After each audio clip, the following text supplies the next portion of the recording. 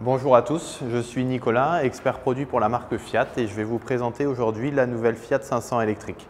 Pour ouvrir et fermer le véhicule, vous avez deux possibilités, soit via la télécommande avec le bouton de déverrouillage ici, de verrouillage juste à côté. Vous pouvez également ouvrir le coffre à distance en appuyant tout simplement 2 fois sur ce bouton. Et le dernier bouton va vous permettre d'allumer les feux si vous êtes dans un parking mal éclairé par exemple. La deuxième option qui s'offre à vous, selon les finitions du véhicule, vous permettra avec la clé dans la poche ou dans le sac, tout simplement d'enclencher ici pour ouvrir la portière et vous aurez à cet endroit-là un petit bouton qui vous permettra de fermer le véhicule. On peut voir ici la trappe de charge du véhicule qui va s'ouvrir d'une simple pression.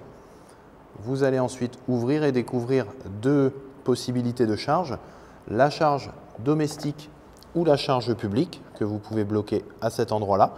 Et juste en dessous, hop, le petit capuchon qui va vous permettre de charger sur les superchargeurs que vous trouvez essentiellement sur autoroute mais qui arrivent petit à petit en ville.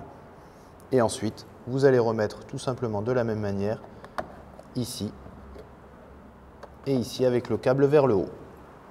Pour démarrer le véhicule, il vous suffira tout simplement d'appuyer sur la pédale de frein et sur le bouton Start and Stop simultanément pendant à peu près 1 à 2 secondes.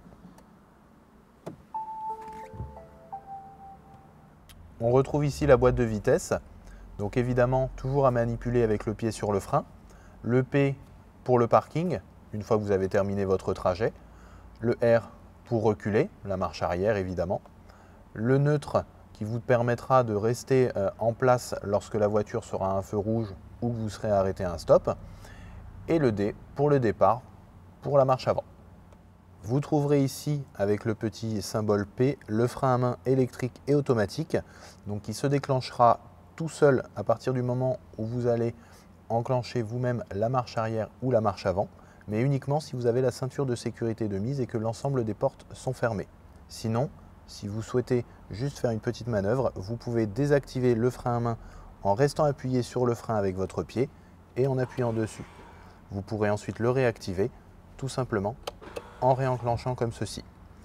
À côté, nous pouvons voir le bouton e-mode. Celui-ci va nous permettre de changer de mode de conduite. Vous avez 3 modes au total, le mode normal, le mode range et le mode Sherpa. Le mode range va nous permettre de récupérer de l'énergie davantage que le mode normal et fonctionne à une pédale.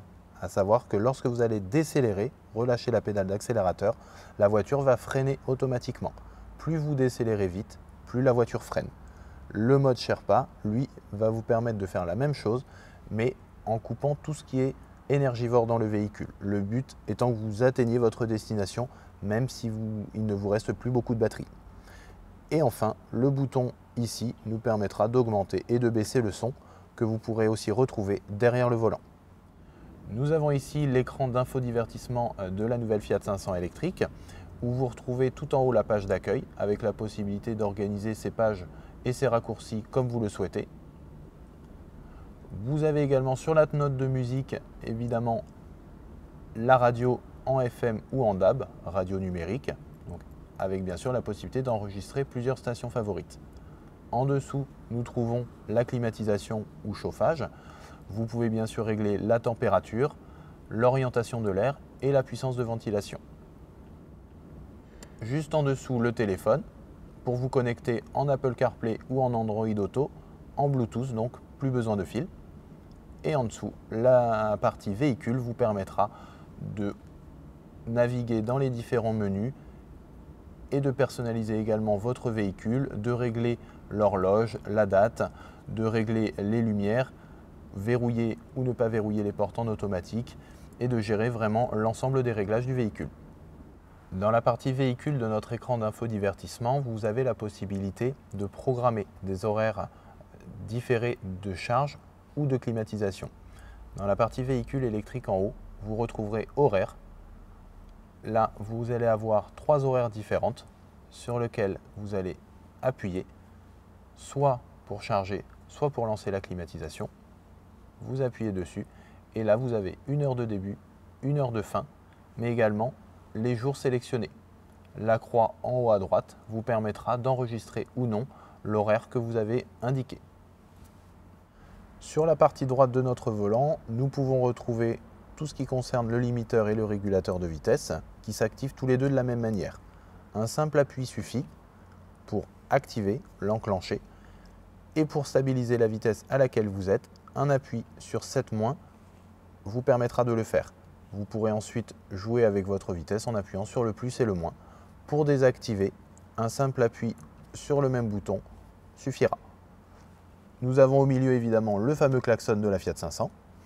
Et sur notre partie gauche, vous retrouverez les flèches multidirectionnelles vous permettant de naviguer dans le menu pour retrouver les réglages du véhicule au niveau de l'écran situé derrière ce volant, mais également des informations à propos de votre consommation et de l'état du véhicule, notamment sa pression des pneus ou l'entretien que vous pourrez faire d'ailleurs dans nos ateliers directement. Le bouton vert et le bouton rouge évidemment vous permettront de décrocher ou de raccrocher lors d'un appel et le contrôle vocal se situera à cet endroit-là. Petite précision importante sur le commodo des feux de la Fiat 500, nous pouvons retrouver un petit logo avec cette voiture qui va enclencher ou désenclencher le Lane Assist, à savoir l'aide au maintien dans la voie. Donc parmi les aides à la conduite de niveau 2, vous pourrez le désactiver en appuyant 2 fois de suite sur ce bouton. Pour le réactiver, un seul appui suffira, ou alors tout simplement il se réactivera au prochain redémarrage de la voiture. Pour sortir de votre véhicule, une simple pression sur ce bouton électronique suffira. Sinon, vous pouvez également le faire manuellement en tirant la manette ici. Juste au-dessus du rétroviseur, vous pouvez voir 2 boutons. Le bouton assistance vous permettant d'être mis en relation directement avec Fiat en cas de dépannage et le bouton SOS qui vous mettra directement en relation avec les secours en cas d'accident. Merci pour votre attention. Si vous avez d'autres questions, n'hésitez pas à nous contacter directement par téléphone ou à venir dans notre showroom de Nice. En attendant, je vous souhaite une bonne route et je vous dis à bientôt.